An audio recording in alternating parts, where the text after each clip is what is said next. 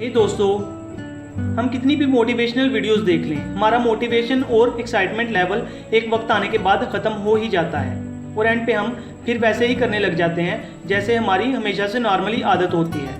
हम ज़्यादातर अपनी आदतों से मजबूर होते हैं और उसके हिसाब से ही काम करते हैं, चाहे कोई कितना भी समझा ले। एक्चुअली इंसान बने ही ऐसे हैं कि हमारे लिए हमारी आदतों को बदलना बहुत मुश्किल होता है। पर ये याद रखें कि आपकी सही आदतें ही आपकी सक्सेस और फेलियर के बीच एक इम्पोर्टेंट फैक्टर बनेंगी। सो सबसे पहले हमें ये पता होना चाहिए कि कौन सी आदतें हमें अपने अंदर डेवलप या चेंज करनी चाहिए। आज मैं आपको 7 में से 3 ऐसी आदतें बताऊंगा जो आपको इफेक्टिव बनाएंगी। So let's begin. Habit number 1, be proactive. एक रेस्टोरेंट में एक औरत के ऊपर एक काकरोच आके बैठ जाता है। वो बहुत डर जाती है और पैनिक होकर चिल्लाने लगती है और उछल उछल कर उसे अपने दोनों हाथों से दूर फेंक देने की कोशिश करती है।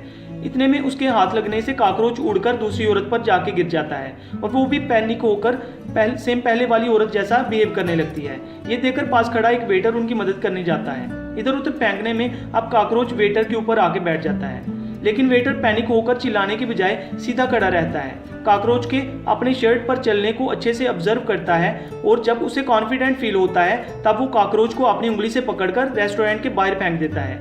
ये स्टोरी को हम आथर के प्रोएक्टिव और रिएक्टिव कॉन्सेप्ट से रिलेट कर सकते हैं। यहाँ वेटर एक प्रोएक्टिव इंसान था जिसने उन औरतों की तरह सिचुएशन पर रिएक्ट करने के बजाय सोच समझ के सोल्यूशन निकाला और उसके अकॉर्डिंग प्रॉपर एक्शन भी लिया। रिएक्टिव और प्रोएक्टिव होने में बहुत फर्क है।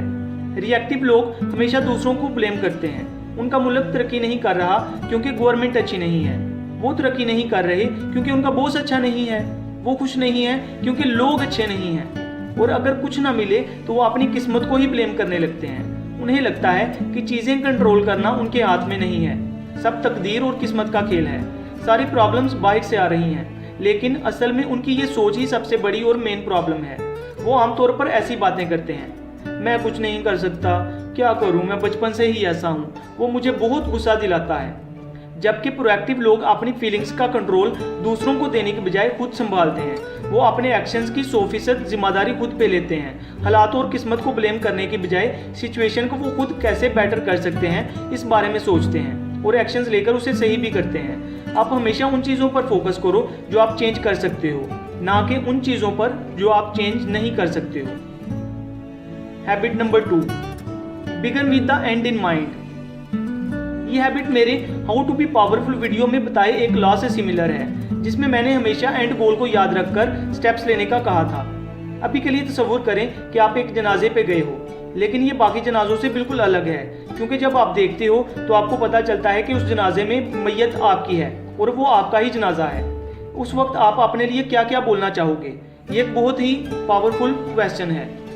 क्या अभी आप वो सारी चीज़ें कर रहे हो जो तब आप खुद को देख के बोलना पसंद करोगे? मिसाल के तौर पर, अगर आप चाहते हैं कि आप बोल सको कि मैं बहुत ही अच्छा दोस्त था, तो क्या अभी आप एक बहुत अच्छे दोस्त वाला बिहेव कर रहे हो?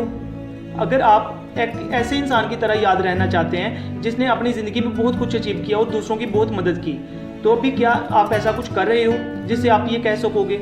मैं चाहता हूँ कि आप अपने आप से ये पूछो कि ऐसी क्या क्या चीज़ें हैं जो आपने मरने से पहले हासिल करनी ही हैं, बहुत पर्सनली और प्रोफेशनली, और फिर जितना जल्दी हो सके उसके लिए काम करना शुरू कर दो। Habit number 3, put first things first.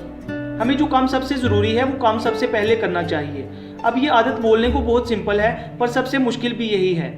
कुछ साल पहले की बात है, मैं अपने दोस्त के साथ कॉलेज से घर जा रहा था। बातों बातों में उसने मुझे बताया कि आजकल वो बहुत बिजी है और उसे जिम जाने का भी टाइम नहीं मिल रहा, जबकि उसे बॉडी बनाने का बहुत ज़्यादा शौक था।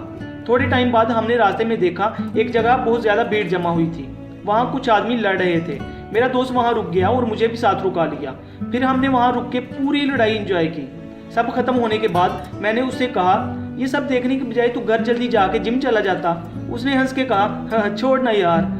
हाँ, मुझे पता है जितना टाइम हम वहाँ खड़े थे उतने टाइम में शायद पूरी जिम खत्म नहीं हो जाती, पर यह भी सच है कि मोस्टली हमें जितना लगता है हम उतने बिजी होते नहीं हैं। ऐसा कितनी बार होता है कि हम डिस्ट्रैक्ट होकर अपने फेसबुक फीड्स बेवजह स्क्रॉल करने लग जाते हैं, यूट्यूब पर वीडियोज़ या टीवी देख कर टाइम पास करने लगते हैं और कुछ नहीं तो बेवजह की बातें सोचने लगते हैं, जबकि हमें बहुत ही इंपॉर्टेंट काम बाकी करने होते हैं। ये सबसे कॉमन आदतों में से एक है जो हमारा बहुत सारा टाइम वेस्ट करती है और हमें एक एवरेज इंसान से ऊपर नहीं बढ़ने देती। सो अगर आपको कुछ करना है ज़िंदगी में तो हर रोज़ वो काम सबसे पहले ख़त्म करो जो आपको आपके गोल तक पहुंचने में हेल्प करेगा। इसके बाद बचे दूसरे कामों को